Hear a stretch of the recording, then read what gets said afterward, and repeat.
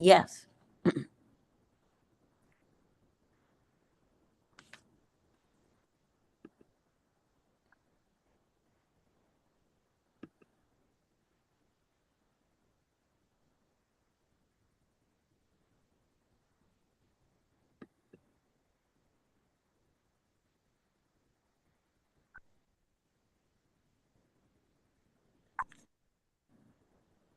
Okay, so we'll just wait 60 more seconds and then start. Correct.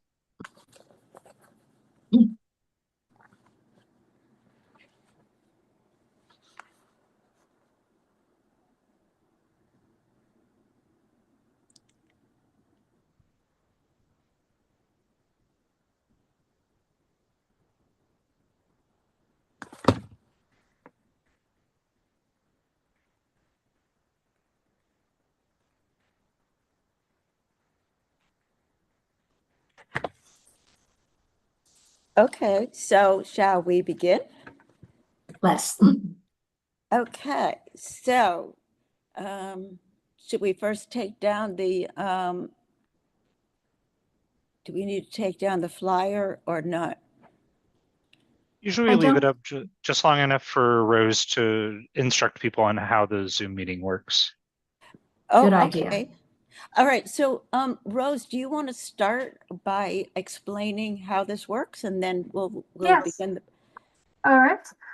Welcome everyone. If this is your first time joining us virtually, you will notice that you are currently muted and everyone will remain muted throughout the meeting except the committee co-chairs Peggy and Gil and any presenters as we move through the agenda.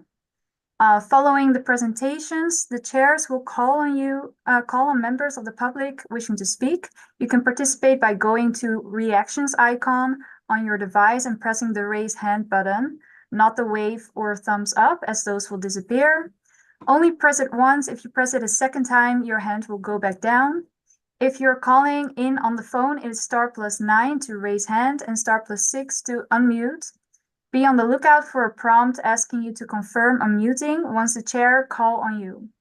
The chat is available for technical support only to help with Zoom software problems, not to ask questions to the chairs. They will not see the chats. If you are using an older version of Zoom, you will need to go to participants section where you will find the raise hand feature there. Please do not raise your actual hand or wave at the screen because we may not be able to see you. You can chat me, I'm here for support. All set? Okay. Let's begin. Good evening, ladies and gentlemen. Thank you for attending this timely forum on street crime and how we can protect ourselves from it.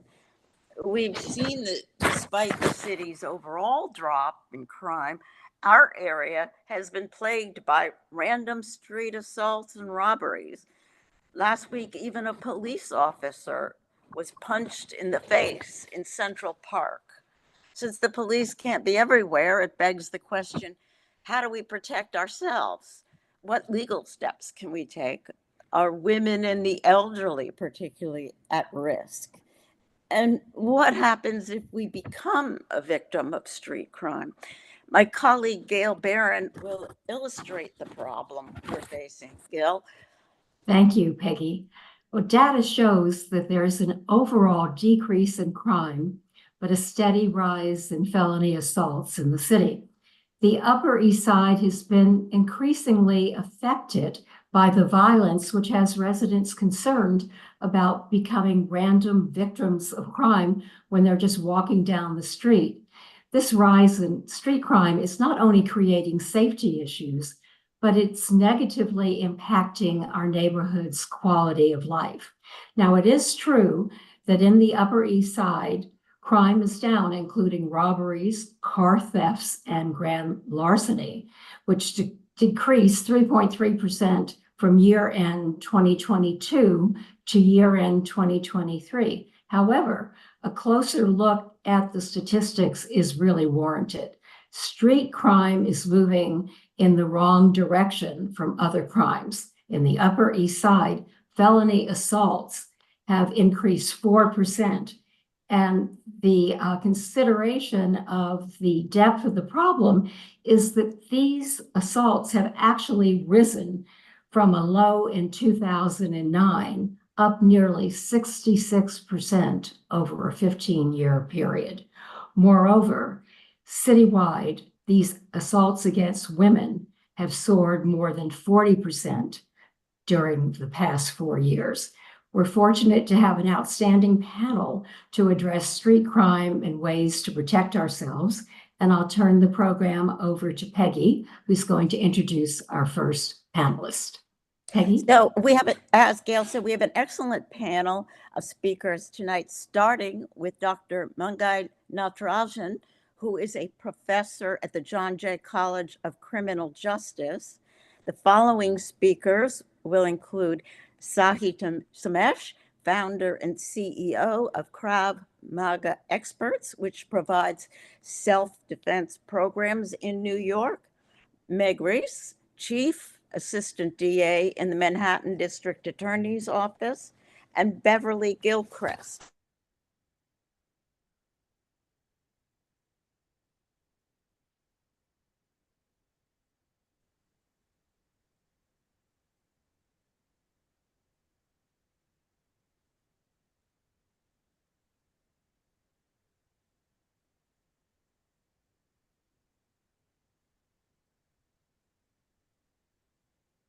Can I start or? It does appear that your co-chair, Gail, dropped off the call. Okay. I'm trying to get back on. Yeah.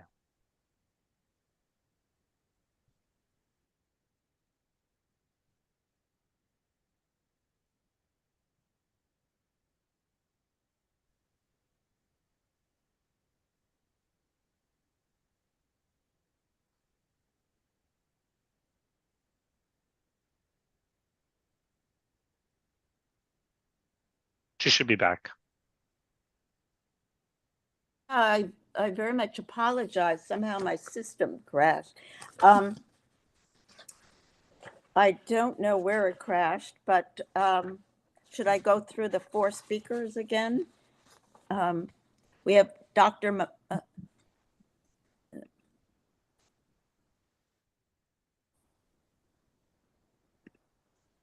Hello? Hello? We can hear you. Yeah, we hear you. Yes. Oh, okay, I'm sorry. So let me just quickly do this again. I apologize that my system seems to have crashed, but our 4 speakers are Dr. Mangai Natarajan, who is a professor at the John Jay College of Criminal Justice. She will be followed by Sahi Samesh, founder and CEO of Krav Maga Experts, which provides self-defense programs in New York. Meg Reese, who is Chief Assistant DA in the Manhattan District Attorney's Office, and Beverly Gilchrist, Chief of the Survivor Services Bureau in the Manhattan DA's office. Chief Assistant DA Reese will describe how her office handles cases after a defendant is arrested, especially for random assault, while Chief Gilchrist will cover the DA's services available to crime victims. After the 4 presentations, we'll have a Q&A session, so stick around. It'll be between the audience and the speakers. So we have a lot to get to, so let's begin, starting with Professor Natarajan of the John Jay College of Criminal Justice. Dr. Natarajan? Thank you, Peggy and Gail, for inviting me for this group of, this presentation. And I'm really honored to be part of this group because of the other participants or the other presenters, because I'm also wanting to hear about what they could say. And me being an academic, and I'm going to really talk about from my point of view, and I was asked to set up the scene of the rise in street crime here. And yes, the rise of street crime is a pressing issue in most major US cities, and New York City, being one of the largest, is not exempt from this trend. Let me tell you what the New York City CompStat data says about New York City. When a 2-year comparison is taken into consideration, there is an increase in robbery, felony assault 13%, and misdemeanor assault 13%, which is of our sort of focus. And report covering the week of May 20th and May 26th, there was a 10.4% increase in felony assaults and 22% in misdemeanor assaults. With this trend, I may say that has been an increased assaults in the city, and this elevates our concern about a safe environment on the streets. According to a 2021 study of New York City crime, Weisberg and Zastrow state that only a few segments contribute to a big chunk of crimes in the city, higher than many others.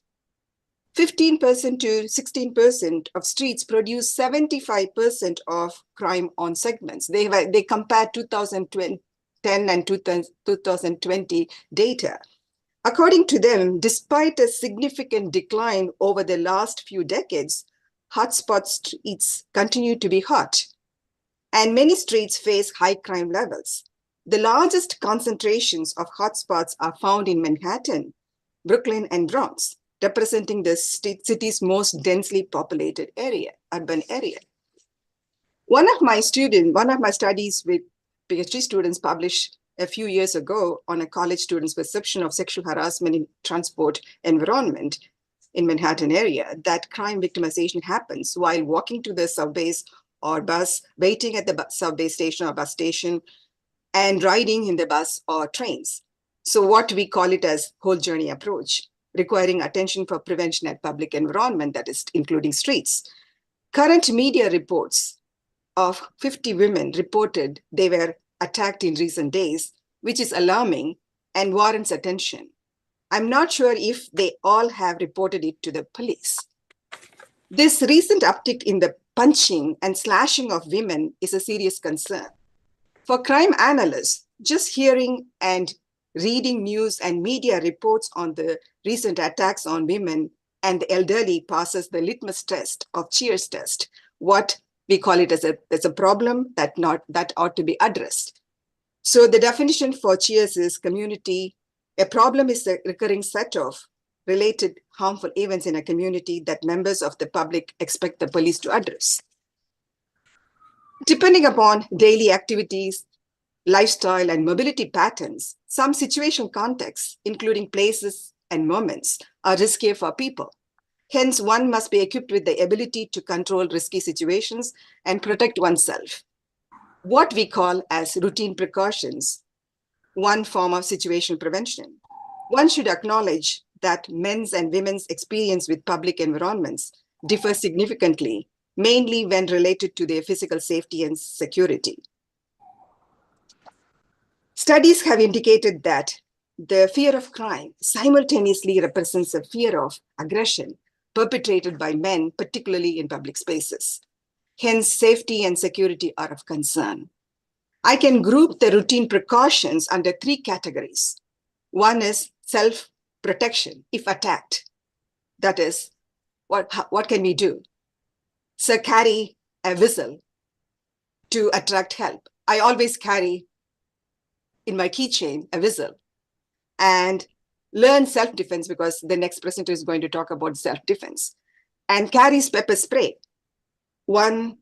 Anyone older than 18 are allowed to carry pepper spray in New York City, but there are some restrictions. The second one is a self-effacement. So to avoid attracting unwanted attention. How to really protect yourself when you're walking in the streets or traveling in the bus or trains and waiting in the bus stop and train stations and so on. So you have to really carry minimum of cash and also have credit cards and other license and everything in your coat pocket and basically concealed on your person to reduce the opportunity of large losses. And basically the self-effacement is to avoid attracting unwanted attention. That is minding my business, but not making myself a target. The third category is the self-awareness to avoid dangerous situations. Watch surroundings. Look around for suspicious people.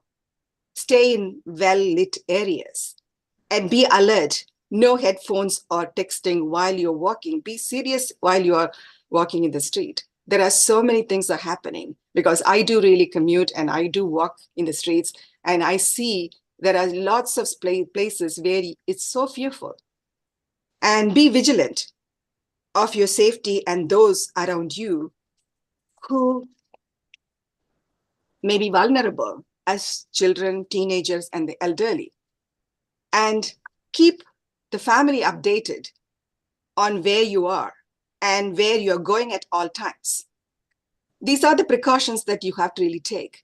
And there are so many things that I can talk about it, but given the time, this is just a sort of ideas or the concepts that one had to understand, the three categories: self-protection, self-effacement, and self-awareness. When creating safer public spaces, one concept that has gained popularity is the idea of eyes on the street. That refers to active and engaged individuals in a community can help deter crime. Watch out for other people, because if you're walking, if somebody elderly is walking in front of you, you need to really see, be vigilant about those sort of timings and help them out, because the bystander's help is very, very important. You just can't mind your own business, but you have to really mind business of if crime happens or if there is likely crime to be happening. So taking routine precautions enhances personal safety and protection. At the same time, policing continues to be critical service needed by many streets in the city. Police enhances law and order and also public safety. Thank you. Thank you so much. Peggy, I'll introduce our next speaker. And this fits perfectly because as you're talking about ways that we can protect ourselves, our next speaker is going to certainly be an expert as well on that particular issue. He is Sahi Sheamus, and he is the creator of Krav Maga Experts. And excuse me if I've mispronounced anything, but I believe that that is a hand-to-hand type of combat that the Israeli military uses. So we're very interested in hearing what you have to share with us. Sahi? Yeah, thank you for having me here, and thanks for giving me the time. I have so much to say, and I wish we had more time than 10 minutes. So I'm going to try to tackle some of the things that the professor had mentioned, and I agree with what the professor said 100%. And I want to dive into a little bit more into the other aspects of it. Some of it is psychological aspects and some of it is physical aspects.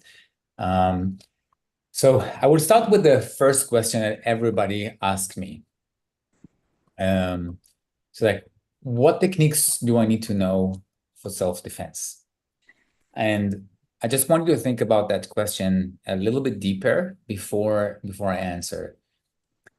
I would compare that to a question that you will call your doctor and say, I don't feel well, what should I do?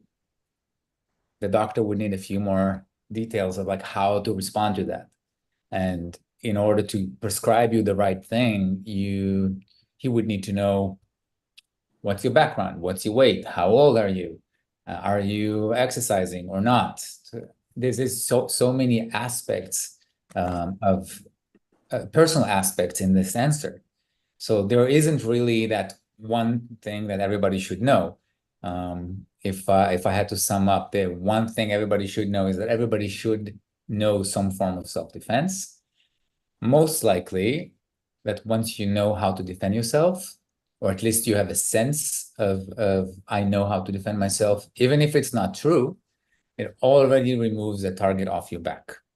And I think that's a major issue with people that don't feel well equipped. They are carry themselves with a sense of fear, and fear is a frequency that bad people know how to find. I believe if everybody on this panel are not looking for people who are afraid of them, on their day-to-day commute, so perhaps you are not even identifying it because you mind your own business. But certain people thrive off of it, and they're looking for that. They're looking for those who will eventually be an easy prey.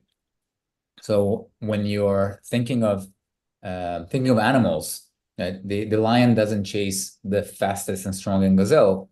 The lion will chase the one that he can catch, because he just wants a meal. So post-COVID, we definitely see an increase in crime, and I would say, even if we put aside the statistics, because I believe the general statistics that we're seeing on NYPD and even from the DA, those are things that were reported, not necessarily things that happened, only the things that happened. So at my studio, I see a lot of the things that went unreported. So the way I would measure the actual safety in the city is by the sense of safety, of how we all feel, not necessarily just by the numbers. I mean, clearly the numbers do represent some trends, but there's a lot of things that are going unreported. And we all had experienced some discomfort in our commute that we decided not to do anything about it. And those things add up. And I think the most important thing is how I carry myself on from that point. So violence is a very unique thing, because violence is just like taxes and death. It's promised. That's one thing that nobody can skip. Now, maybe you are not going to be in a violent altercation, but if you feel unsafe, that's already a good enough reason to do something about it. To be quite honest, I probably not as nearly as courageous as most of the people on this panel, because I don't have the courage to walk around not knowing how to defend myself, knowing what can potentially happen. And I would even share with you guys a personal story. About a few months ago, I'm a father of two kids, young kids. They're 6 and 8 years old. We walked outside my studio on 100th Street and Broadway, my self-defense studio, and someone attacked me while I was holding their hands, unprovoked completely. And I could not, even for a second before, assume that this person will be a perpetrator, because he looked perfectly normal. He did not have any signs of aggression. And the next thing I know, the guy is in my face. And that was another incident that went unreported, because I did not report that. And luckily, I know how to defend myself. And my kids had to see, sadly, things that I did not want them to see. And I had to explain to them what anti-Semitism is, and why this person attacked me so unprovoked. And I took this as a learning opportunity to tell them, you see, like a second ago when we just left our door, we did not expect anything crazy to happen, but sometimes it does. We don't get a save the date. We don't get a pigeon in the mail. We find out when it happens. And if we're not equipped for the occasion, then the way we carry ourselves from that moment and on is a life-changing moment. So the mindset is definitely very, very important of how we move on from that point. So you asked about robberies and situations, especially with women. I can tell you that responding to an assault is not always the right thing. You always have to consider, what am I capable of doing? Not necessarily what I perceive, or how I perceive myself as capable. I mean, if you can train your body to do a couple of moves, that will be fantastic. If you've never trained, for sure it will be more difficult, but my oldest student is 82. So I'm sure that he's older than most people on this call. And the one thing that I learned from him every week when I ask him to do something difficult, he never says I can't. He said, we'll see if I can. But he never says I can't, which is fantastic. And he came because, I mean, he was a big guy before, before he got old. And now he feels that he needs to be equipped because he feels like a target. And I totally get that. I totally understand that. So we work on situational awareness. And when you talk about situational awareness, I want to bring up the point that I'm not just aware of my surroundings. I'm also aware of how I'm being perceived by my surroundings. So if you are looking hyper vigilant and looking left and right, and you look very like hyper alert, you look like you're afraid. So that will attract bad guys from coming to you. There is the notion of don't make eye contact. Most times it's true. Depends if it's crazy people. Yes, don't acknowledge people who usually are being ignored by society, because now once you acknowledge them, you become part of their world. Like they captured you in. That's it. Now finally someone acknowledged me. But if it's an altercation, if you don't look, you make yourself unaware. Right. So there's two different things between like just seeing someone that is unhinged to someone that have a conversation with you, because you want to project self-confidence. And the use of voice is definitely one of the biggest things that you want to consider. Please stop me if it's time, because I can talk forever. Please go on. Go on, definitely. And so there's so many elements to self-defense, but if you have to defend yourself, if it's not just about your wallet or your phone, those things are replaceables. I define it for my kids as like, you have three different problems, different kinds of problems. You have a bummer, you have a problem, and you have a disaster. Okay, if someone is trying to steal from you, it's a bummer. It's not a disaster. Okay, so yes, you're going to have to deal with it. But again, if you have the ability to defend yourself, it becomes a choice. I prefer to not fight for it, so I will let you take it. That doesn't leave me as a choiceless person. That means that it doesn't leave me with trauma. People that are choiceless are naturally feeling more trauma when they have to encounter violent situations. So the main idea is that to look around in a way that is curious, just to see who has ill intent. And you can identify ill intent by the intensity of body language. Just as a general note, when you see people like walking into a room or your subway card or the bus or wherever you are, there's the good and the really bad that acts the same. If I'm also trained as a personal security guard, but when I was in the IDF, I was trained as a dignitary protection, and they teach you to be aware of absolutely everything.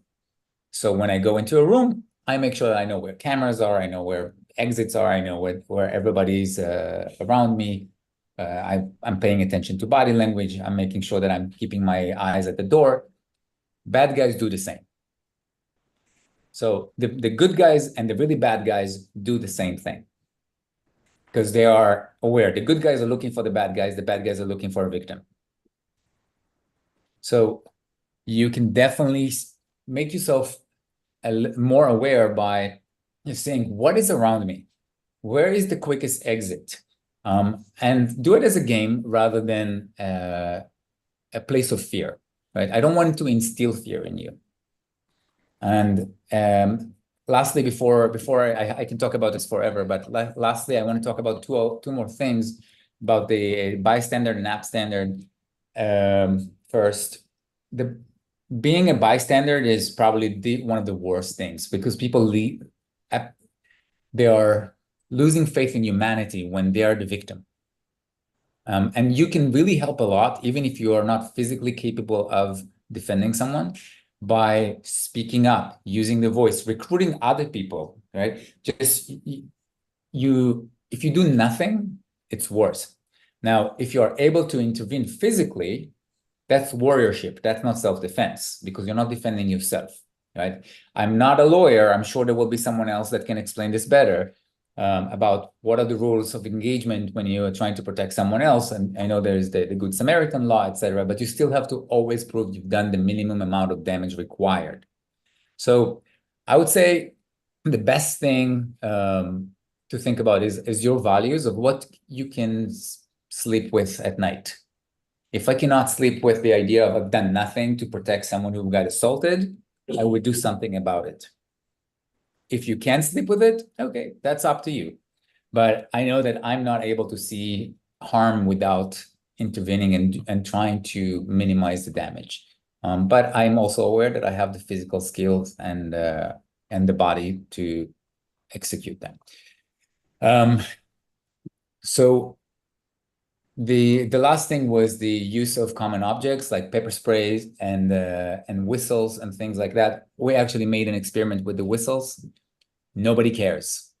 Nobody even knows like most people don't even know that this is a sound that they need to associate with danger. So people just move on about their day. It doesn't say help, right? So you may make a lot of sound, but there's nobody to intercept that, to think, okay, you know what, this is something I need to do, and I'm looking for that person right now. People, anyway, even if you yell help, are not very inclined to help. We know this for a fact. Sadly, I see this in the studio all the time. People come here after they've been assaulted, usually not before. And then they have a higher motivation to defend themselves. When it comes to sharp objects or objects that can hurt others, keep in mind that if you carry something, you must be willing to use it. So if you're not willing to hurt someone, this is useless. And if you're willing, just know that there will be implications. And the question, do you know how to use it well and not to hurt more than what you must? There's a lot of moral issues that comes with this. When it comes to pepper sprays, keep in mind that pepper spray can, like, just the wind can take it to the wrong place. Or if you're in a confined space like an elevator, you will suffer from that as well. So it doesn't have like a bad guy detector. It just hits everyone. And lastly, most people actually not even carrying them, especially women, they're carrying it in their purse. It's not even available. And if it is available and you're walking around with pepper spray all the time, what kind of a quality of life is it? So your body is a weapon. Your body can do a lot of things. Perhaps you're not going to be the next Van Damme or Steven Seagal, but you can do a lot to defend yourself and to project strength. So I'm happy to help with any questions if you guys have time for that. Otherwise, I'm happy if you guys share my details and. Shahi, after our next speakers, if you can stick around, because then we're going to have a Q&A session. So I'm sure there will be questions. I will try. I will try to rejoin. I have to take care of my son. So it's 7:20 the Q&A.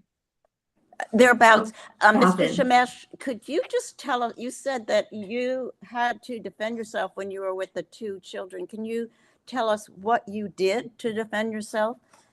Yeah, so, as someone with, that try to minimize violence and not to engage in any act of violence, I, especially because I know how to defend myself, I know how badly it can go. So I give people the chance to disengage.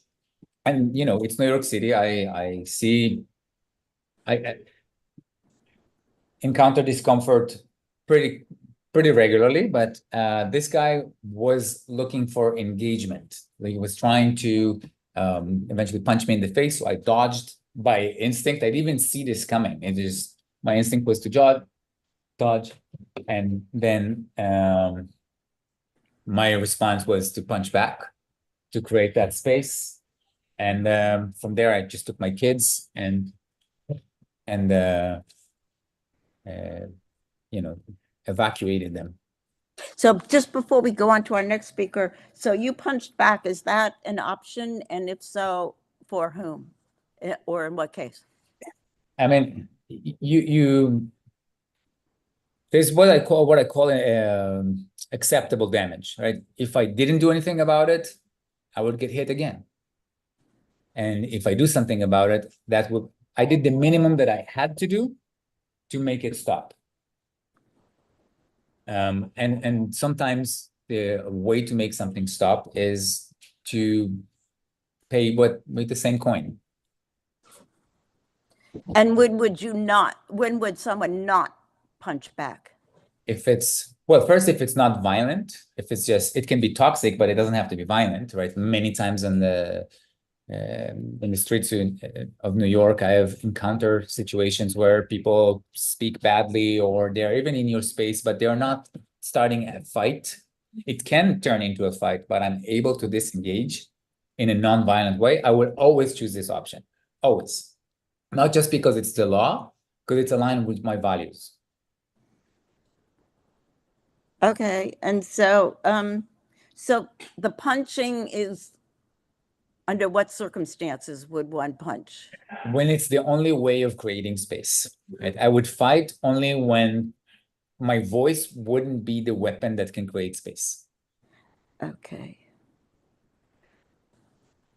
And would this be advisable for women or the elderly, or? It will be advisable for anyone who is under attack and cannot leave the situation without creating space. It's a last resort and everybody should know. Now, where you hit, if I have to say just one thing that I want everybody to remember, always aim to the nose. Okay, aim to the center, eyes, nose. Those always have a better effect than trying to hit the body. Okay, so nose, face, groin, those are spots that no one can gain muscle there. Nobody can improve themselves getting hit there. And even adrenaline will still allow you to, like, if they have a lot of adrenaline, which I assume they do because they initiated. So someone that initiate an altercation usually already know that there will be a problem. They chose who, they chose when, they chose where, they chose how. So you are only on the responding end. So if you know what you're doing, you can minimize the encounter. And Thank you very Becky, before you leave, just a question. If people were to come to your studio for classes, how does that work? Gender, not a problem, age, not a problem. And if somebody were to sign up and they were, not necessarily physically fit or young, but wanted to figure out how they could better protect themselves, what kind of training do you provide? So my aim is to meet everybody where they are. Not everybody have the same starting point. Mm-hmm. There's a couple of routes. Most people, the elderly usually choose private sessions because they get the flexibility of time and also a very specific curriculum that they can work on based on their ability. I mean, most humans are injured at their older ages, so we have to factor that into what they can do and what they cannot do. So it's a really tailor-made solution. And that if someone has limitations, I definitely recommend the private route. Great. Thank you so much. We really appreciate all of your input. Thank you so much. Thank you. And our next speaker will be Meg Reese, Chief Assistant DA in the Manhattan District Attorney's Office. Meg? Thank you so much. And I want to thank all of you for inviting me to join the panel. I should say that I grew up on the Upper East Side. I grew up in the 19th precinct. And it is, in fact, when I was in high school, I don't know if people on this Zoom have lived on the Upper East Side for a very long time. But if you remember when Haagen-Dazs opened, I was in high school and I was robbed at gunpoint at that Haagen-Dazs. And that is what got me involved in criminal justice. And that has been since then in understanding the process. And I've been a career prosecutor my whole life. So some context and connection to the 19th. I did want to underscore something that Mr. Shemesh said, which is it's very, and also the professor, that you heard the stats coming from the professor that felony assault is down 5.3% in the 19th precinct year to date. And I want to put numbers to that percentage because it can mean all different things. So in year to date in 2023, there were 75 incidents, and year to date in 2024, and I shouldn't say year to date, to May 26th of 2024, it was 71 incidents. So just to have some context for what the numbers mean. And also overall comparing the last 28 days, which I think the professor did, but I want to put numbers on it. In 2023, there were 15 felony assaults, and in 2024, there are 22. And to underscore what Mr. Shemesh said, which is really important, it's not necessarily about the actual numbers, it's your feeling of safety and how you feel in the community, and that's what's really important. And we see a lot. There has been so much media attention reporting random stranger assaults, which is often unusual. That is what we have been seeing. We saw the TikTok, those one-punch assaults that everyone has seen over the course of the last few weeks. So I thought I might give some context to those situations so you have an idea if that makes sense for the group, because it's really important. It is how you feel, and it is, and I would underscore to this end, it is very important to report because, and I really want to stress this. When you report, it brings to the attention these numbers that we're all working off of, which come from the New York City Police Department. That's how they determine where resources go in the city. If we don't report, then the resources are not going to go there. So, Professor, when you spoke about hotspots are some things that happen that, regardless of reporting, we're going to know. If somebody is seriously injured, if they go to a hospital for a shooting, if those things are going to be, whether it's because people are going to a hospital, they will get reported. And of course, a lot of resources go to those hotspot areas. It is very, very important to report even lower level crime, theft of a wallet, because then we have a better idea of what is happening in your community, and then we're able to address it. But I did want, if I would like to explain to the group just the types of the main sort of underlying traits of the stranger assaults that we are seeing. It is usually a person who has a history of mental illness. They have no serious violent histories prior to the incident for which they are, if they're not arrested, but the complaint is being made. And I can tell you on all of these cases, when an assault happens and somebody is arrested, we are asking for bail. And I think sometimes what comes out is when people have been also hearing in the media of people being released, and there is some misunderstanding about what happens when somebody is immediately arrested and ultimately if they are convicted of a crime. And if it's worthwhile for the group, we have a PowerPoint that I can run through quickly just to explain the process so that you can better understand the decision-making points that come into play post-arrest.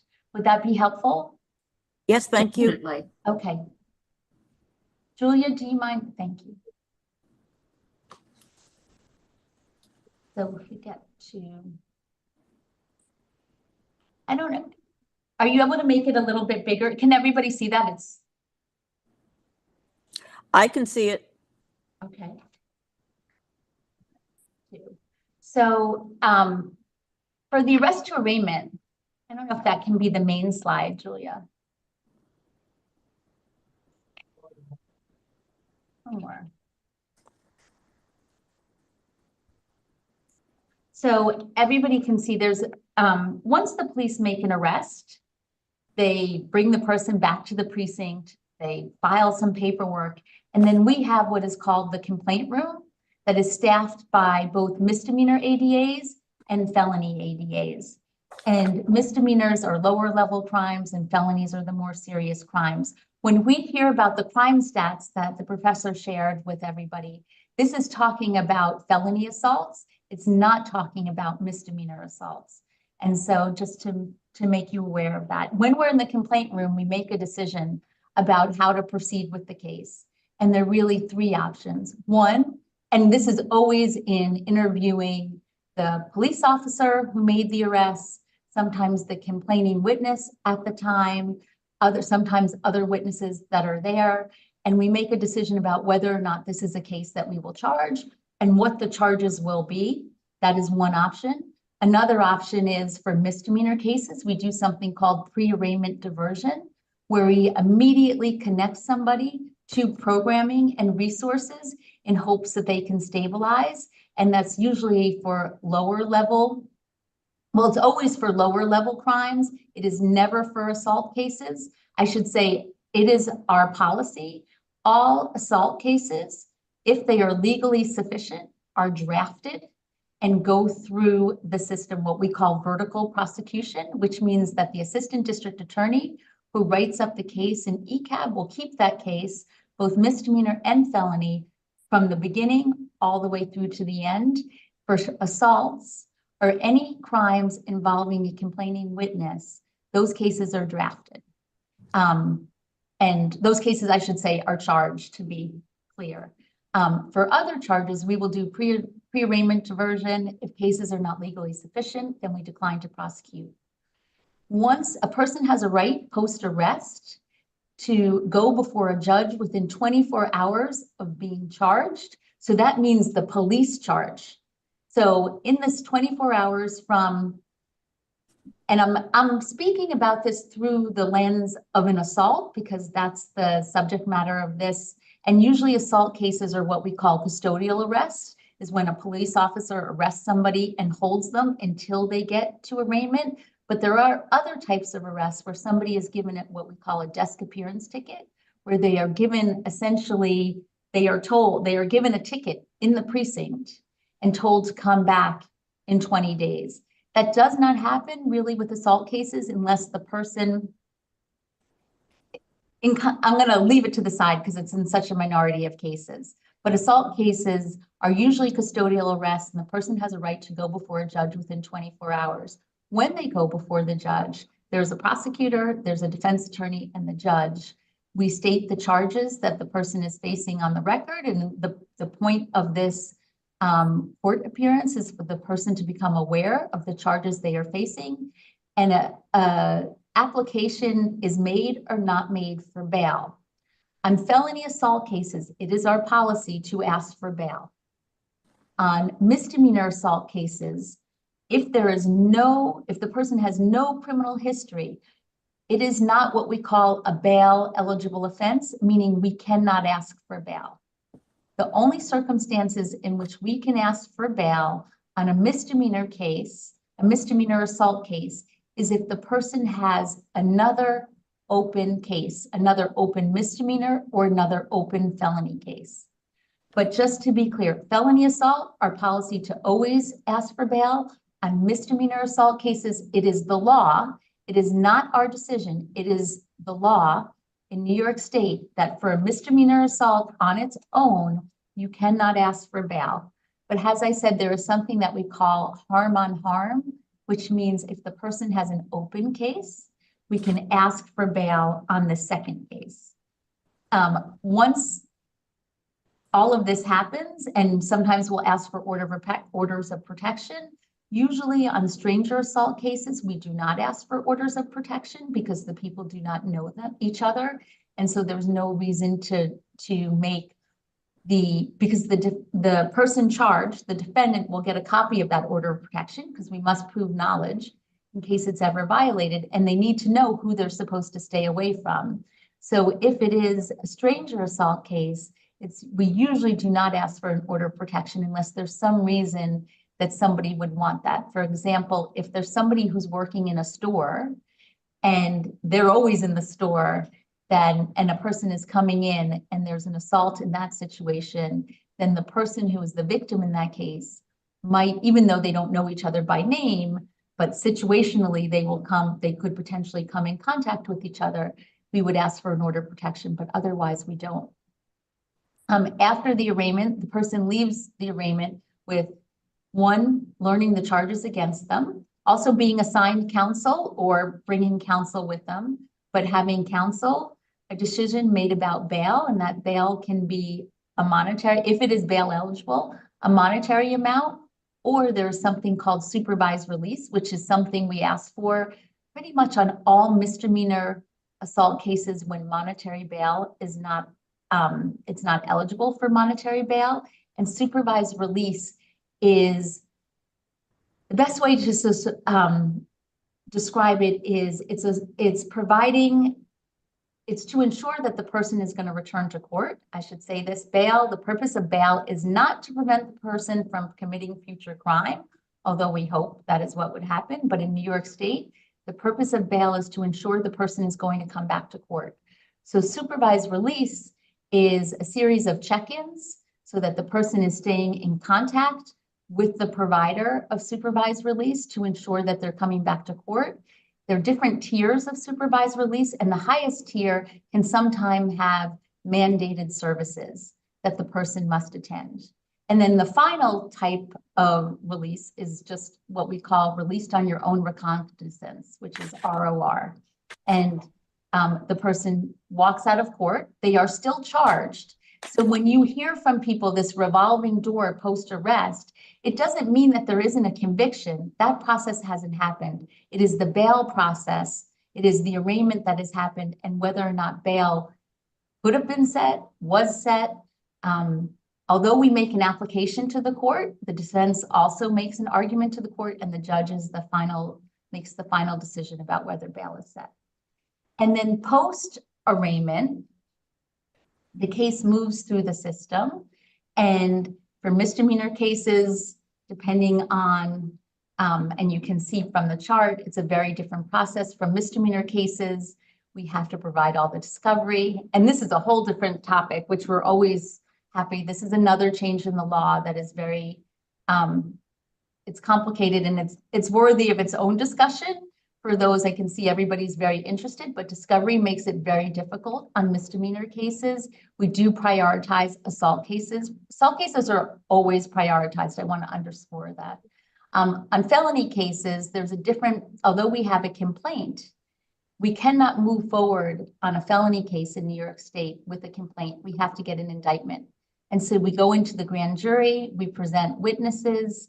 I know some of you might have sat on a grand jury before, but the assistant district attorneys will bring witnesses in, present charges to the grand jury, and then the grand jurors decide what the ultimate charges are based on the fact. Sometimes a defendant opts to testify in the grand jury. They have that right, but they usually do not do that because their lawyer is not in the grand jury with them. And the outcome of a grand jury is either an indictment, what we call a true bill, or a no true bill. And a no true bill would lead to a dismissal, but a true bill leads to then you move forward on the case. And again, the discovery process for an indicted felony, and then you either go to trial, you have a negotiated plea. We have a very robust problem-solving court that has had excellent results in preventing recidivism. And that's just an overview of the process. I know I'm running over time, but I just wanted to give you some context and really underscore, since the focus of this is for assaults, that is a main priority for the office, and for every office. And on bail eligible assault cases, we do ask for bail. And for those that we don't, we always ask for supervised release. And post arraignment, we take those cases very seriously. So I look forward to hearing your more specific questions, but do want to turn it over because a key ingredient in all of this is the work that we do with my colleague Beverly Gilchrist and the Survivor Services Bureau. Thank you very much. And why don't we go right to Beverly? Thank you so much. I'm going to apologize in advance because I have a little bit of an allergy cough. So I may have to have Meg pick up a word or two if that takes over my moment. So this is really complicated conversations when we talk about being a crime victim. And that's why it's so important that our office and our administration recognizes the importance of not just having the prosecutor available to help and explain this complicated process, but to have a dedicated bureau called our Survivor Services Bureau. And in that bureau, essentially what we are composed of are victim service advocates and victim service licensed counselors available to help anyone who is a victim, anyone who's a witness, or possibly a family member who is experiencing this victimization understand this complicated process. Being a victim of a crime is traumatic. Whatever someone does to survive that is recognized as the most important thing, that we want to make sure that you have support in understanding the complexities of this complicated system. And that's why we have this dedicated unit. We have this unit not only located in our downtown office, but we also have it in our community of our Harlem community office and also in our Washington Heights office. And it's really, really important that we examine what does trauma look like when someone has been exposed to being a crime victim or a witness. What is the family now going through as you're supporting that person going through this process? And people are managing life issues because day to day, we're just trying to move around and be the persons that we are in our workplace, in our home, with our children. And sometimes those issues get more complicated when you're a crime victim, because now you have to try to figure out how to sort of restore that sense of safety again. That's why it's so important that if you are a crime victim, if the case does come to our office because it's been reported, that you have a team, a prosecutor who's investigating and prosecuting that case, but also victim advocates and mental health licensed therapists to support you in that process, to help you with safety planning, to help you with potential relocation, to ensure that if you need assistance with medical bills, we're here to help apply and go through the applications processes.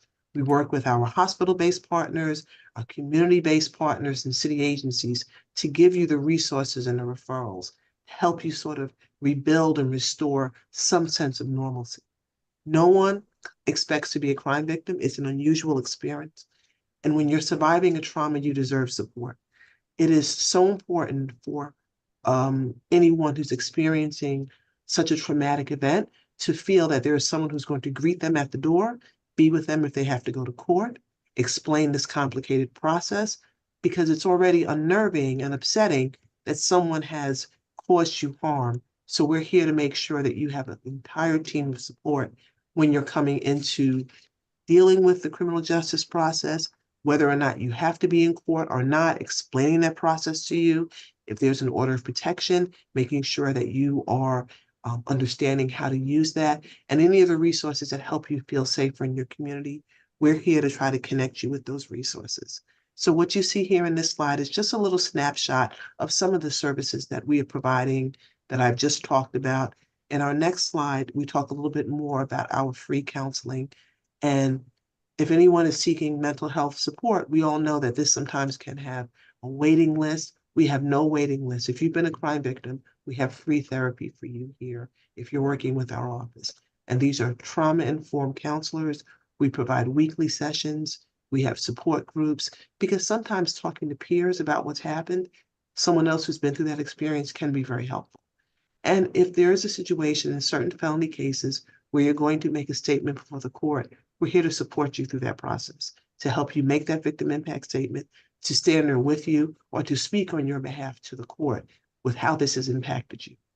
The idea behind interrupting the trauma that you've experienced will hopefully help restore your sense of self in this process, but also help you from a public safety model feel hopefully differently engaged and more positively engaged in a complicated system. Hopefully in returning to your community, that one's experience will be that there is support for you if you have to be the unfortunate victim of a crime. That will often reduce re-victimization or criminalization. We have to treat the trauma. We have to treat the trauma that the victim is experiencing. Victim, survivor, we use those terms interchangeably, but also sometimes how the family or the children are experiencing it. We want them to also have the support they need to heal from the trauma. So I'm going to keep it short again, because I don't want to have an allergy cough on you, but I welcome questions. And hopefully, if you are interacting with our office, you know there is support here. It's within this office. We're here as a team and we're committed to ensuring that you feel supported through this process.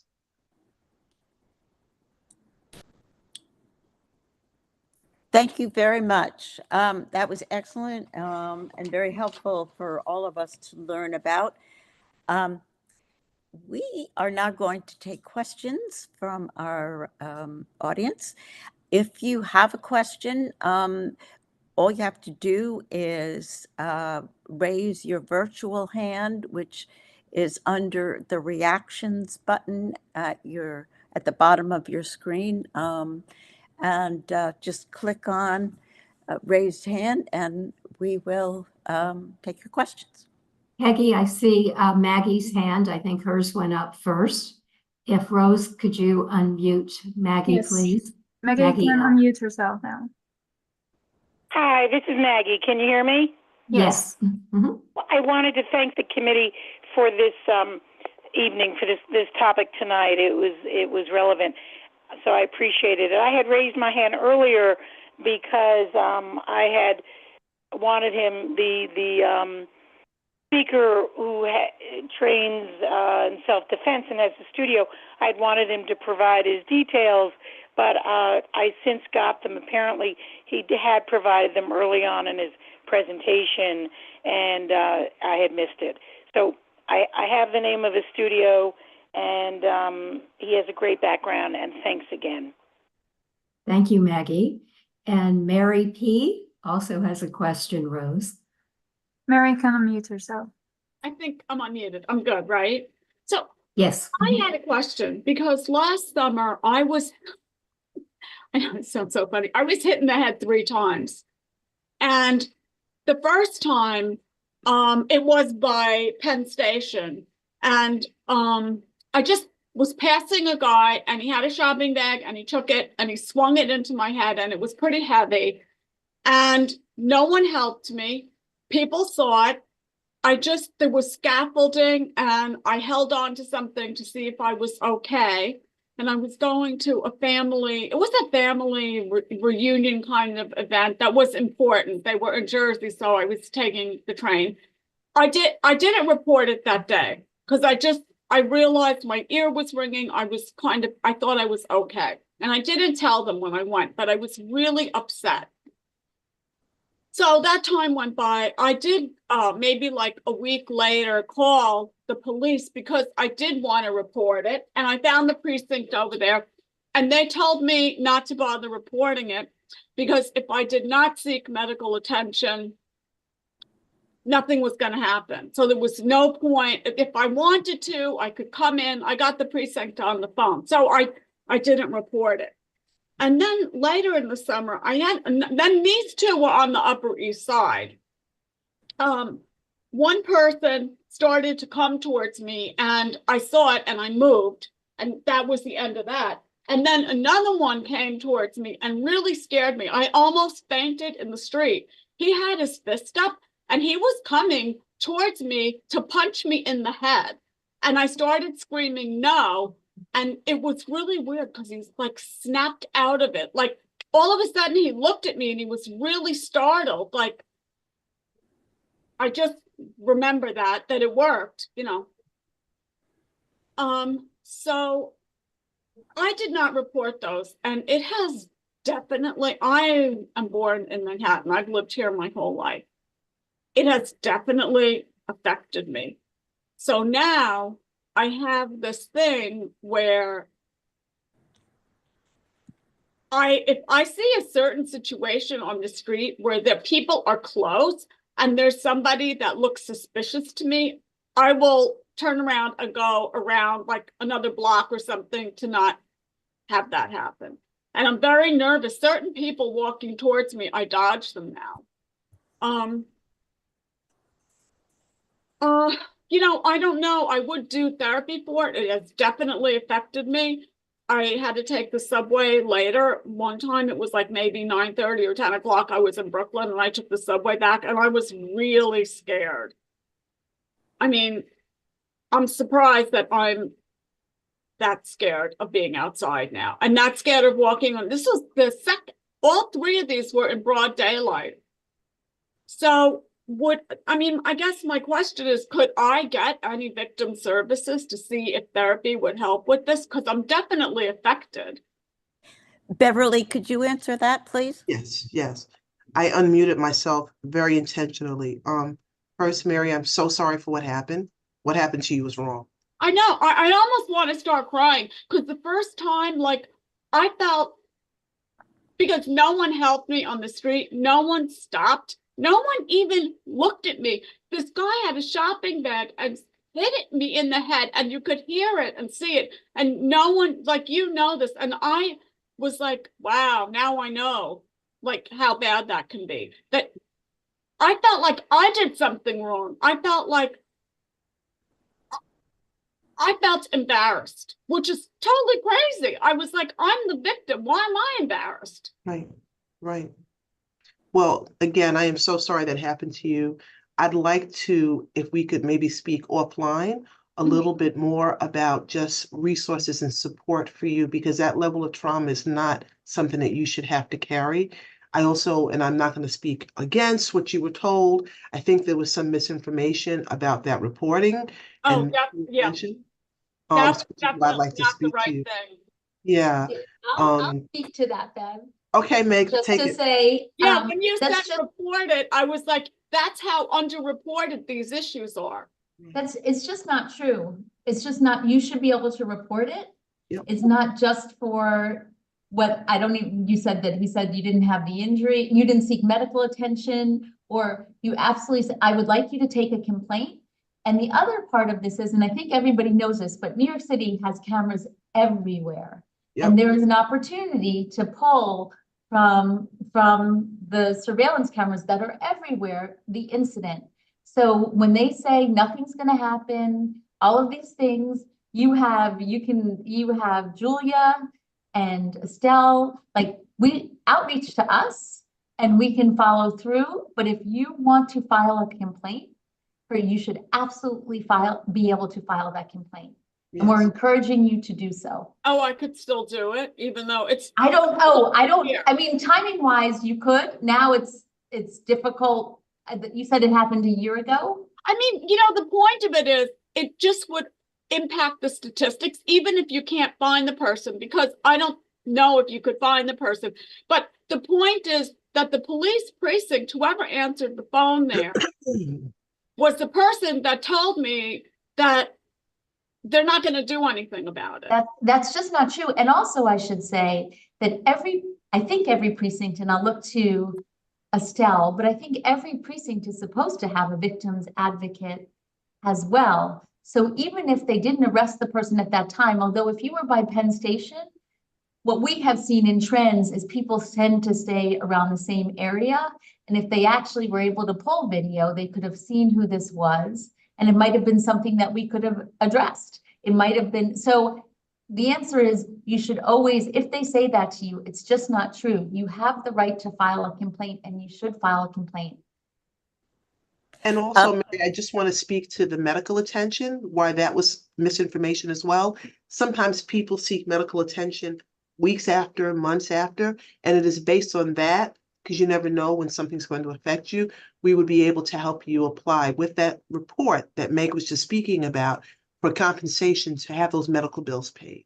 So you were just given misinformation, but you're here now. We may have some time things that we have to figure out, but I think we should speak a little bit more offline and just figure out, even if you were misdirected, how to go forward and to be directed. And then also how to get some support with that trauma. Even if it isn't coming directly from our office, getting referrals to some of our partners to just deal with what's happened to you in your community.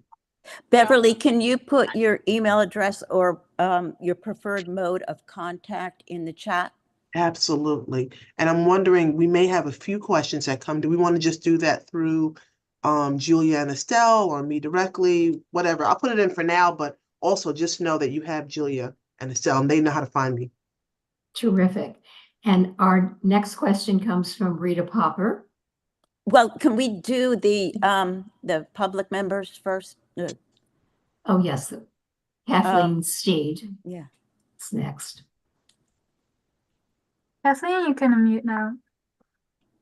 Yes, this is on another variation on things that are available as far as not protecting yourself particularly, but the 92nd Street Y, their senior program, has a boxing class. And there are something like 10 or 12 of us, all female, and the oldest person in the class is 94. So if anyone is over 60 qualifies for the senior program at the 92nd Street Y, the boxing class is terrific and turned out to be a lot of fun. Now, I don't know that I would necessarily punch somebody, but if I wanted to, I would know what I would be doing, whether it's a cross or a jab or a hook or whatever. So anyway, just to note that resource is the 92nd Street Y. Thank you for sharing that, Kathleen. And Amy Swartz has a question. So I have a walking disability. I use a walker, and it's important that I'm out in the street, and I love doing so. So I guess my question, I got several. One, and I see that perhaps the man that was here before is not on this Zoom right now, but I'm curious to see if he has any recommendations or guidance for someone who appears weak with a cane or a walker. And then my second question would be, more and more people are aging. We know that, but also more and more people are, in my view, are coming out with showing disabilities, be it a walker or a wheelchair or some kind of perceived disability. And so this gets to statistics. Do you see an increase in attacks on those with disabilities? And is there a sense of a increased sense of fear, or how do you oversee, or what's your thoughts about my questions? Meg, would you answer that, please? I would, so we are not seeing an increase in assaults on people with disabilities. And I have to look to see how we capture that data, but I can tell you anecdotally in what we're seeing, we have not seen that increase. Professor, do you have any thoughts?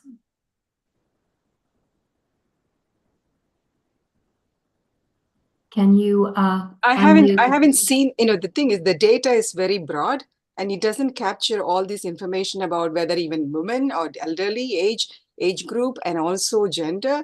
And this is what we need to really, because it's a serious problem now, and the police departments had to really think about how to really describe, how the report can be described and then entered as data to really see, that's where the statistics and that's where we should be able to really get some information about who is being attacked and the age group and gender, race, ethnicity, all those things need to be captured because we get only the data, public data that is just very general.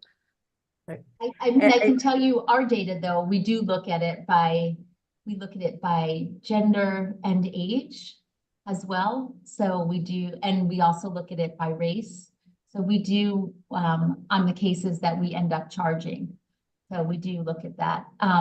I can tell you that one of the biggest upticks in assaults is intimate partner violence. Mm-hmm. That is citywide. It is what I have been told by the police department. It's at 20, 30-year highs of intimate partner violence, which is part of the assault numbers that we are seeing. That's, one more thing, because, the data doesn't distinguish indoor assault or outdoor assault and the street assault. So there are so many things that we need to really dissect in order to really see what is happening and where it is happening, the prevalence and then the incidences and so on, so that we can direct the prevention measures accordingly. And also, as I said, the routine precautions is important. At the same time, the institutions had to really provide some safety and security network for those who are in need. And because this is a special condition right now, it's a problem now. And given this problem, and then the police need to really do something about it, especially with the data. And then even, there are some research need to be undertaken as a small problem, area problem, and these ought to be dissected through research also. The research can identify all these aspects. And I think as a scholar in the field, and also I have gender, and I'm interested in gender-based violence and stuff. And this is one of our research agenda, and probably our faculty members and students could really do a research on specific areas in Manhattan and also in other parts of the city. So this is a good sort of idea for us to really do research on. Thank you for asking, Amy. This is very important for us. So just one last thing. Last night, I think you had a program on seniors. And that raises questions about how at risk are seniors. And I know that the statistics so far, the assaults in our area, several of them have been on older women. That's just my point. Thank you. Thank you. Susan Graham, could Susan Graham be? Hi. I have a question about the crime statistics that came out. That was the first speaker. I have a cousin who grew up in Manhattan and has been living in Brooklyn for 30 years. And she is paranoid about the crime in the subways, not so much being attacked by somebody stealing something, but being pushed in front of a subway car. And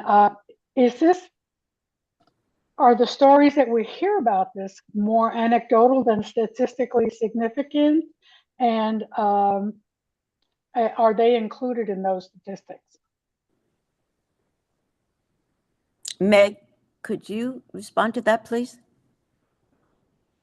So I would like to get back to you with specifics. I think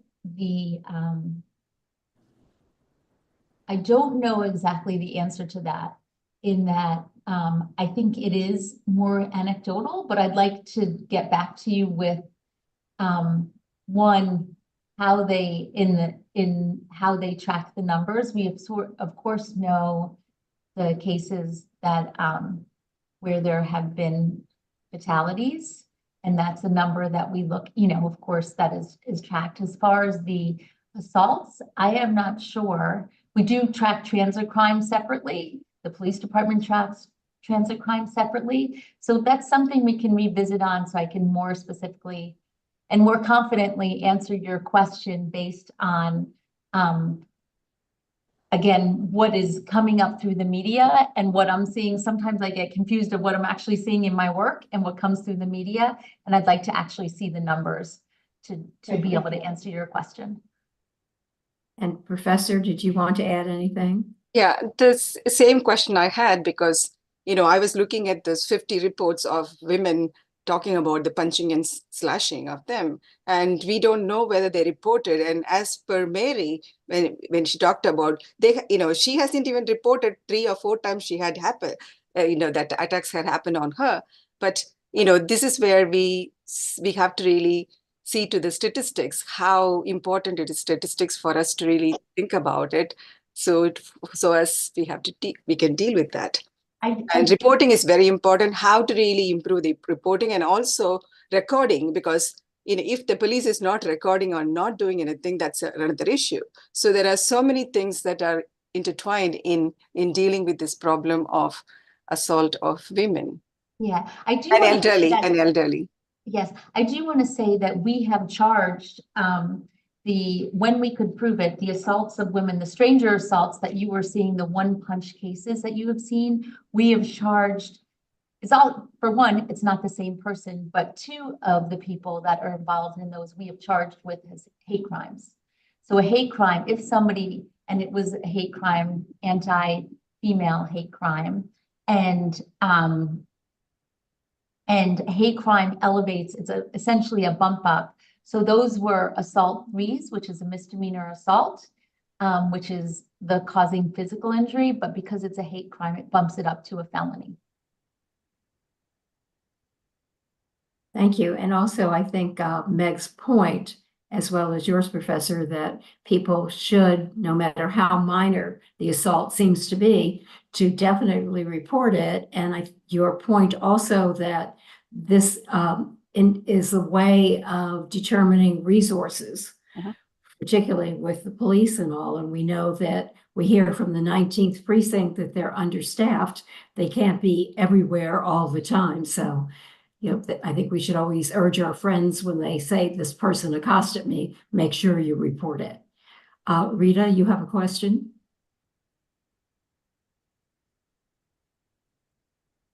Rita, you can unmute yourself.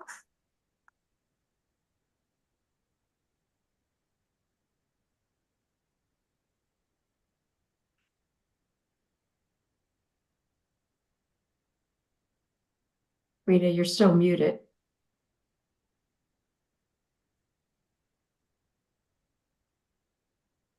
Oh, Rita may have had to step away for a moment. So can we unmute Julia? Yes.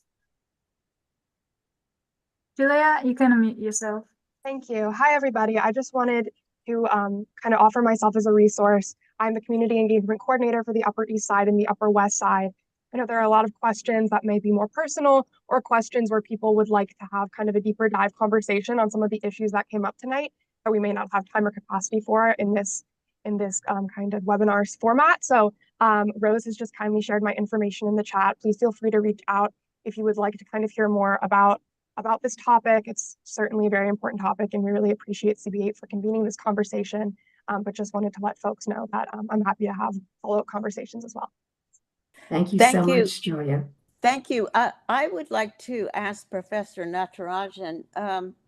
So we've been talking about some of the options about how to protect yourself in terms of dealing with the crime situation, especially street crime. What would you like to see happen that isn't happening? It could be better policing or any number of things, but what ideally would you like to see happen?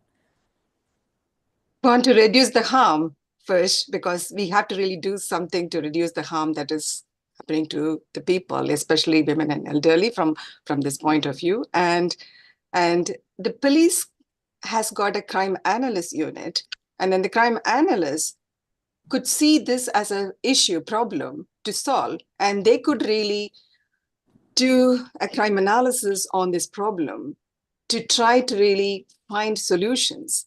So in that, this is a specific problem that I identified as, this is a serious problem that is all our community concern, and it is, we want the Institute of Police to really deal with that. And it is recurring, and it's similar events are happening. So this is a real cheers test or litmus test to really address by the police, and the crime analysts in those police departments can really engage in and then to deal with that, so that they can find solutions to deal with the problem, whether it is a police institute, police dealing with this, or the community itself involved in dealing with the problem. So there are so many things that could happen. And so this is where we protect ourselves, we have routine precautions. At the same time, the community needs to really have some collaborative efforts to prevent such incidents happening. What would you like the specifically the crime analyst unit to probe into? Probe into trying to identify which are the locations and basically who is involved. Basically, they use the 5 Ws and 1 H, and all these things can be retrieved from the reports, and also observing the locations where the crimes have been reported.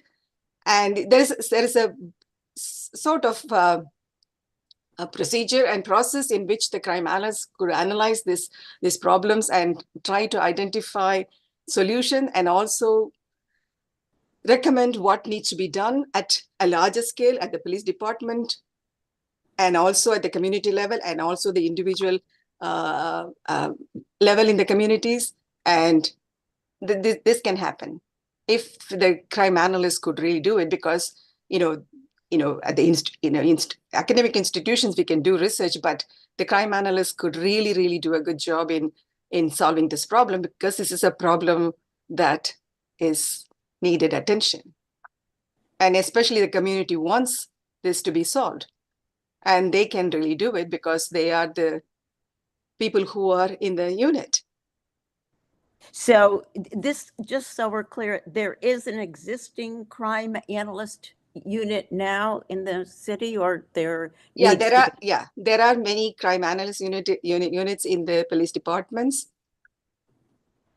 Okay, and because our students are being asked to really get jobs in those departments as crime analysts, because John Jay has got a certificate program in the MA level on crime analysis and crime prevention, and we train the students to do so. So basically, the crime analyst's job is to really try to identify the problems and find solutions to the problems also from the police angle. And that also needs collaborative efforts of the community, because they are solving the community issue. Okay, so it sounds like the crime analyst units are, what are they doing if they're not doing that now? If I could jump in. That Meg can really. Yes, I can jump in on that, because I attend those. So the New York City Police Department probably has one of the most robust crime analyst divisions of any police department probably in the world. It's called Crime Control Strategies, and they are looking at the data from exactly what the professor said. They are looking at the data, who, what, where, when, and then they call in the different commands. So I've attended Manhattan North. There's Manhattan North with the 19th is in, and Manhattan South, and they call them in and they look at the crime trends and they ask each commanding officer, how are you addressing this crime trend? And if you remember your prior CO, now I know her as Chief Eager, but when she would come in, and their very grand larceny was the #1 issue in the 19th about a year ago, and she would be grilled on what are you doing related to addressing the larcenies here and the larcenies there. That is done for every uptick in every crime category there is. So just so everybody's aware of that, and they drill down into the details of what the trends are happening in different parts of the city. And so that is exactly what the professor is saying should be done. It's done. And also, I think all of NYPD data is on their website. We can share the link with you, but it's citywide. It's not accessible to me in the way that I can use it. I use our own analysts. We have a data analytics and research unit in the Manhattan DA's office that is also, we rely heavily on them, and we look at the data for Manhattan, and we look at the data for your area. And so all of that type of work is being done to try to address it. The part that probably where I think is incredibly valuable is getting your input into what you are, because this is just numbers, and this is where we started the conversation. It is how you feel, and to hear from you how you feel, and then we need to address that, because the numbers are just numbers, and without the experience of the people living in the community, it doesn't mean anything. And so we have to address both, because the goal is you need to feel safe. The numbers, the crime numbers, if you have heard, they're trending down, they're lower than people go back, 12 years, but that is not how people feel. And that's what's really important for us to address. Let's see if Rita is back at her desk. Rita? Rita, you can unmute yourself. I'm unmuted. Thank you very much. This has been an absolutely wonderful presentation from all the presenters. I'm 85. I walk with a cane, and I try to be aware. I have a question. Do you know what time of day most of these street crimes are happening? Is it morning? Is it evening? Is it early? Is it late? Just to give us a sense of when we have to be more aware. So I don't have we can look at the data from the 19th on felony assaults that we have and see if there's any pattern. That is something we can do with our own data. But that would be the cases where there has been an arrest. So I just want to be clear about that. The police department has all of the complaints. We only have the cases where they have made an arrest and they bring somebody to us. But I can tell you from the cases where there has been an arrest, we can do that and Julia can come back to you with that data. And we can, I'm very happy to ask the PD if that's a number that they can give us as well, just a breakdown. And I think, Ms. Popper, you're asking specifically related to felony assaults. Thank you. And I would pull out the intimate partner violence. So it doesn't necessarily mean that they're all stranger assaults, but more likely if we pull out the intimate partner violence. Thank and you. if I could add one more thing from a safety perspective, is very important when you are on the street. And we do know both anecdotally and from the numbers that you become more of a focus for somebody if you are on your phone and your phone is open. So if you walking down the street with your phone, if you're texting or you're talking on the phone, it just makes you, as you would imagine, you're not paying attention and people think, oh, they're not paying attention.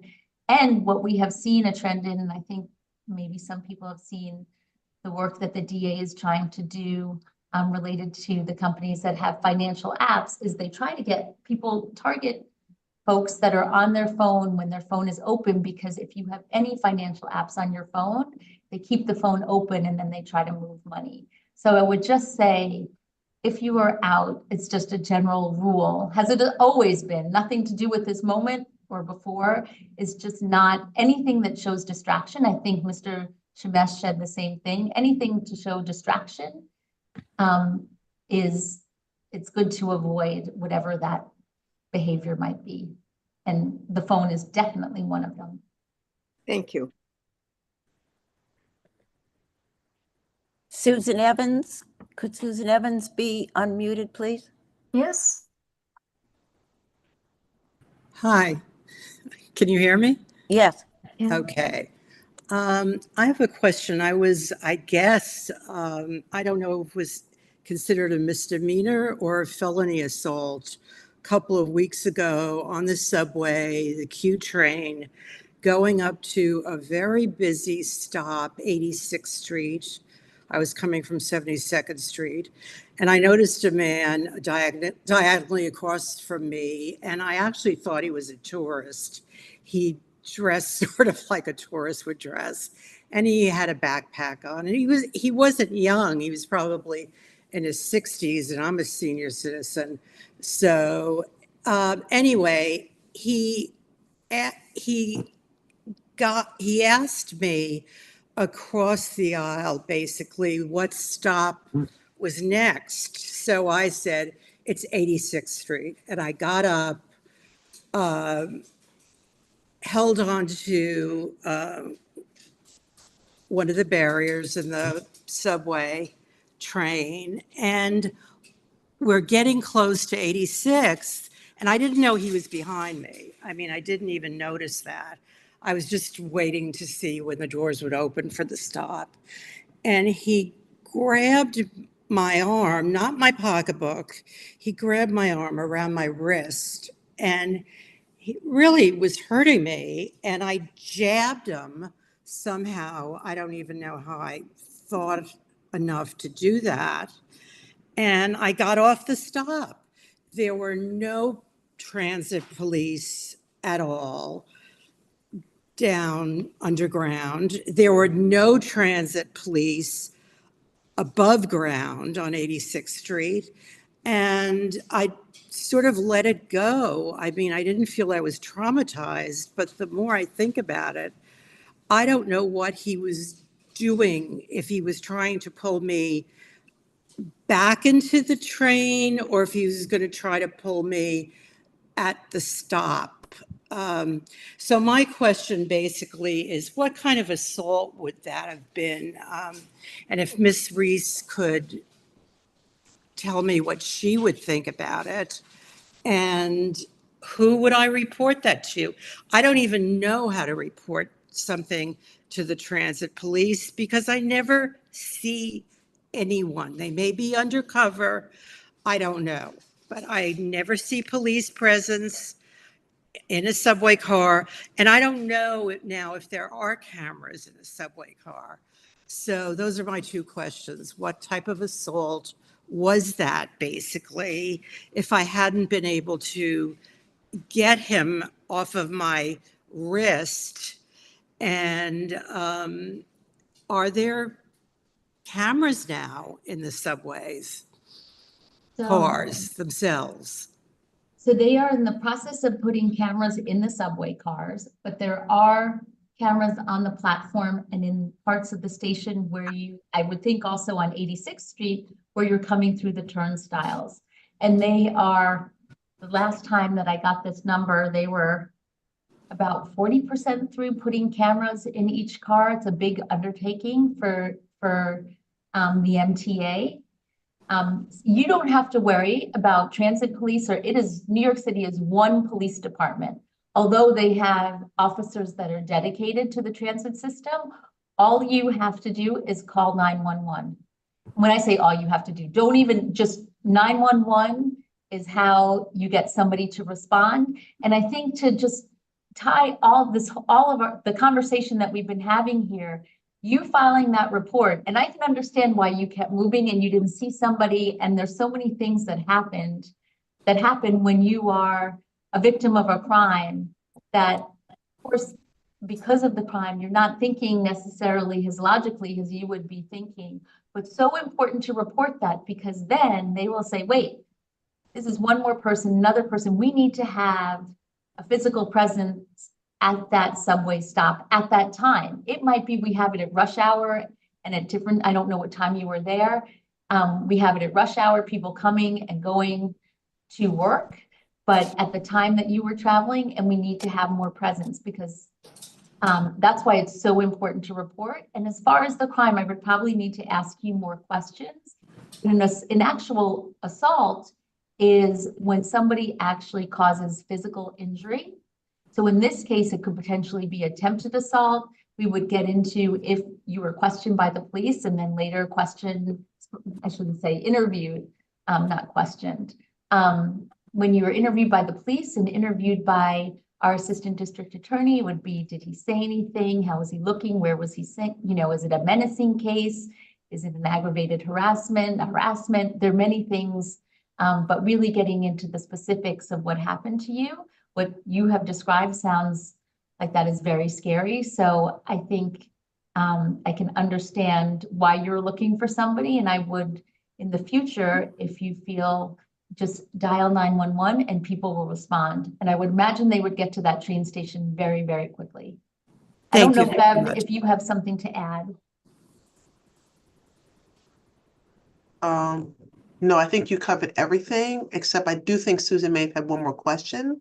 Oh, well, no, I was just basically going to say it happened at 1 o'clock in the afternoon. Yeah. There Okay. were people on the car. There weren't that many. But it was daylight, not down in the subway tracks, but it was daylight. Mm-hmm. So, yeah, that's never happened to me in Yeah. the subway. I've never had a problem, and I don't fear the subway. I don't fear walking around the city, and I too am from the Upper East Side and have lived there most of my life. And I've had one or two incidents, but really, like 50 years ago. And so this was, I didn't think it bothered me. I almost seriously thought, well, okay, this happened, but I got away from him. And he didn't follow me. He stayed in the subway car. So I guess, though, thinking about it over the past couple of weeks, it's been more and more upsetting to me. So And one thing to also add is if he proceeded on the train and stayed in the car, if you report, then they call ahead and they might be able to get him out of the Right. car. And so, and not to say that any of this is your responsibility, so I don't want to put any burden on you, but I know we think about just this discrete incident, but there are opportunities if the police do respond as far as reporting, as far as addressing it. I think the same as in Mary's case, if that person was hanging around Penn Station, it might be somebody they're familiar with. So it's just so important to report. Okay, thank you very much. And it's been a great forum, and I think the speakers have been fabulous. So thank all of you. Thank you, Susan. I would like Becky, to can ask. I add to one more? Yeah. Because look, hearing from all of you, there is an issue of reporting, how to report and when to report, who to report.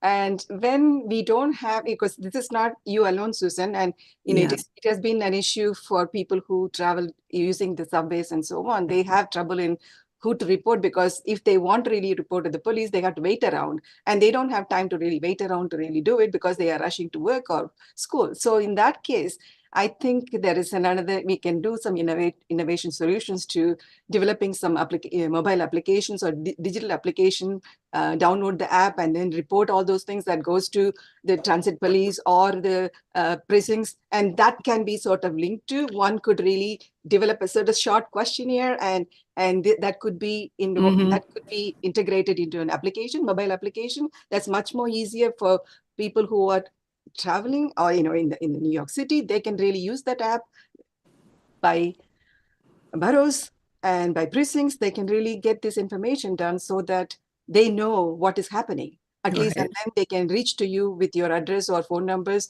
and then talk to you further. So that is another way to really develop some innovative solutions to the reporting issue. That's a great idea. Thank you. I would like to perhaps wrap this up. Oh, I'm sorry. Mary P. has a question. I just had a quick thing to add, which one, thank you, everybody. It's been amazing. I'm so happy I came to this call. But yes, the reporting, I think having a clear, a place where people could report these, I want to say lesser incidents, because, 911 is real emergencies where maybe somebody's got a gun at you, or, they're holding you, where, and then the precinct, I just had the feeling when I called the precinct to report it, that just like, they don't really have time allotted for it. It was like, I was discouraged from doing it and told it's not going to make a difference, because I think maybe at the precinct, they have a lot of stuff going on, and there's just not somebody to take this form and write this non-event up, as they, which is what. So I think that what Mangali said, it would be really good if there was a way we would get accurate data for the city too, which is something I think, just see on this call, it's underreported. There's 2 of us here that have had things happen that aren't counted. So there's probably a lot that are not being reported. I mean, I mean, it's indicated that there might be. Yes. So, no, so 1,000% what you're hearing is underreporting is always high for some crimes more than others, but I don't want you to minimize the experience that you had and what you felt. And when you say the precincts are dealing with more serious, this is you were impacted by this is serious, and it should be reported and documented. I don't want anybody to minimize and any type of deterrence coming from the precinct. I know you shouldn't have to have that fortitude, but you should be like, I would like to file a complaint. If you tell them, I would like to file a complaint, and if they try to push you off again, say, may I have your name and your shield number? And then you call Julia, and Julia reports to us. And believe me, it should not be minimized. You have been impacted, and that's something. And you also don't know how all of that fits into the bigger picture of, it could be, Mary, that happened to 5 people that day. And people didn't call, or they did call, but they didn't get a good look, or it wasn't close enough in time. 911 is for reporting crime. And it is not saying, you know, it has to be the most serious of crimes. It has to be, if you are reporting a crime, you call 911. And that's what, and you know what, we have another number now because is 311 for things that are not crimes, but 911 is for reporting crime, and you should not hesitate to make that phone call. I don't know if Estelle or Julia want to add to any of this on that point, because I'm sure you come across this all the time in talking to communities across the city. No, I would just echo everything that Meg shared and underscore that please feel free to reach out if you do run into issues in that. I'm happy to talk about it further offline. I echo what Julia echoed of what Meg and Bev also said. Call 911 if it's a crime. And always feel free to reach out to Julia in our office to support you through any kind of situation. Hopefully that doesn't happen to you, but if it does, please know that we're here to work with you and support you through it. Thanks. But I want to perhaps wrap this up, although we could take other questions. But my question is, so what is the outlook here? We know it, and I myself have been a victim of crime that there wasn't time to report. Everybody's busy going to work, and you run across crime, you observe it or you feel it yourself, and you do not have the time because you've got to be at work on time. You can't take the morning off just to report these things. So much crime is not going reported. And we can all sort of probably cite chapter and verse about that. So what is the outlook? The situation appears to be worse than the numbers suggest, given that there is so much unreported incidences. What is the outlook? Does it look like there's a trend that's declining? I mean, certainly street crime on the Upper East Side, almost every day in the local news, there's another incident reported, and that's what we hear, and that's what we observe, to the point where people are fearful about being on the street. So what's the outlook? Are we going to see improvement? What will bring in the improvement? What should we expect looking ahead? And I wondered if any of the speakers could comment on that. I'm happy to go first and can tell you what our office is doing. So the district attorney invested $9 million, $6 million into community-based navigators, which are peer-based navigators, peer navigators that are in communities. Again, looking at the data, as the professor said, and focused in those neighborhoods to try to provide services and connect with people in the community and try to connect them to stabilizing resources, has a means of prevention. That is one investment. We have also $3 million on court-based navigators. As we were talking about bail before and when bail can and cannot be set. When people are released on their own recognizance for misdemeanor cases, and what we've discussed, the two cases that both Susan and Mary brought up, which would likely be misdemeanors based on this conversation, not having further details. But if those were first, and what we are seeing is that people do not have criminal histories, those people by law would be released. But we put in court-based navigators. The pilot is starting in June, where people who are released on their own recognizances, we have hired court-based navigators to try and connect with them post-release and try to offer services, starting with the primary service being housing. Everybody knows we have such an increase in the number of people that are unhoused. And in doing this RFP for court-based navigators, and actually the ultimate deciding on who the provider would be, it was their access to emergency housing. So we are trying to put both stabilizing forces in the community and in the courthouse as well, to try to connect with people and stabilize as a means of prevention in the community, and in the court cases coming out of the courthouse has an intervention to prevent future incidents. So I can tell you that is one of the investments that our office is making. I don't know, Estelle, Julia, Bev, if you want to add anything else. I would just add, thank you, Meg. Peggy, also in terms of the outlook and what can happen and what's next, I think doing things like this, that you've organized an opportunity for us to hear from you and for us to share with you what we're doing and how we can work together. And I think this was a good conversation, and you all being able to speak to our chief assistant and our chief of our Survivor Services Bureau. We hope that this will lead to continued conversations with you, and that you all know, and I think Julia mentioned this, we can do this with other groups. If you know of senior centers who you think could benefit from hearing from us, and other community groups, we have to keep working together. That's why our unit is called the Community Partnerships Unit. And since this district attorney has been in office, we've increased outreach like this, 200%, with people like Julia and other members of our team. So please, continue to stay in touch with us, so that we can continue to have these kind of productive conversations about the importance of calling 911, reporting, and utilizing the resources that Beverly's team has, and other partnerships that we can create. So Peggy, I think what you and Gail have created here is one of the answers to how we address this problem. We work together.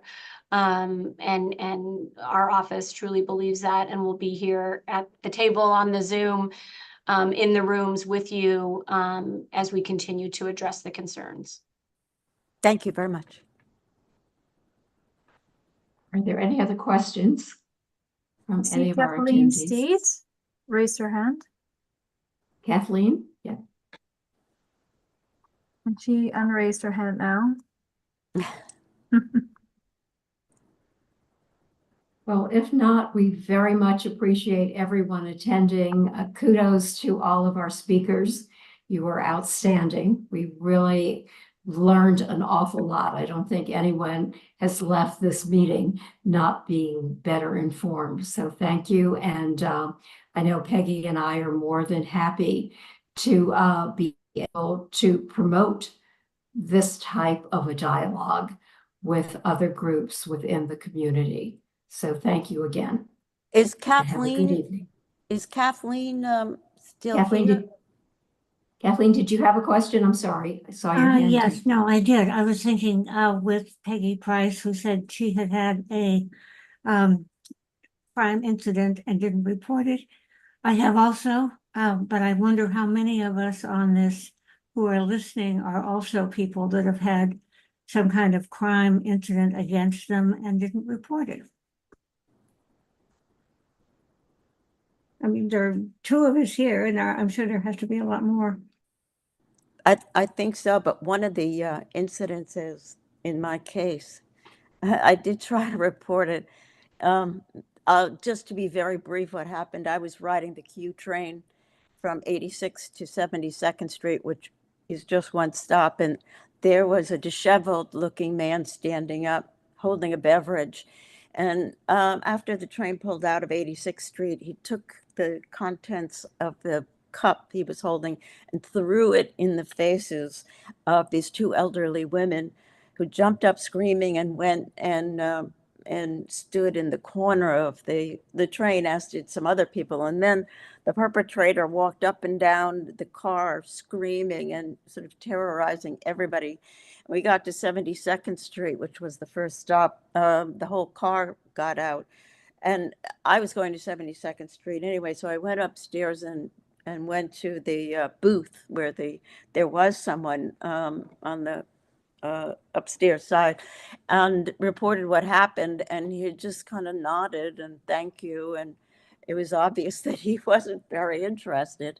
And so, I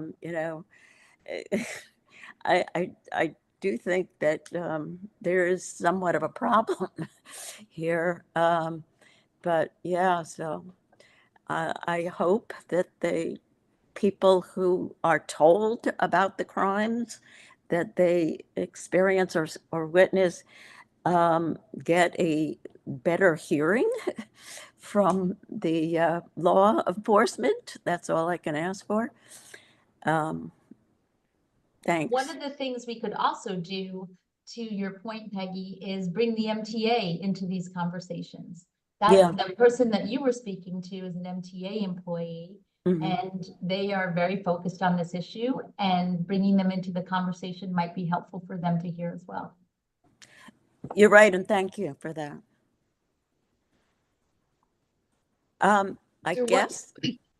What I see is also, the under recording and under reporting of information, and that need to be sort of complement, there is some sort of action need to be undertaken to complement the, reporting to the police and reporting not to the police, but because many of them are fearful to go to even police to talk to them, because this is I'm not, I'm just telling you the truth, because people are afraid of talking to police in many ways, and because they think that they are not heard properly, and then they dismiss their thing, and all those, there are so many facts about it, but we need to help all those police in order to really get their attention too. So that's why we need to have some sort of mechanism to complement the police, the reporting, because the way that we are hearing about underreporting is dark figure data. So we have lots of dark figure data is now. So we need to really open it up, and we can really do something about alternate way to really get these people to report on their own time and space, and that can be done through technology. And I have done something, helped something in El Salvador, having an application. It's called Progressive Web App, where they report sexual harassment. We have a questionnaire, and then they give the details and also the locations and all the details about what happened and exactly how it happened.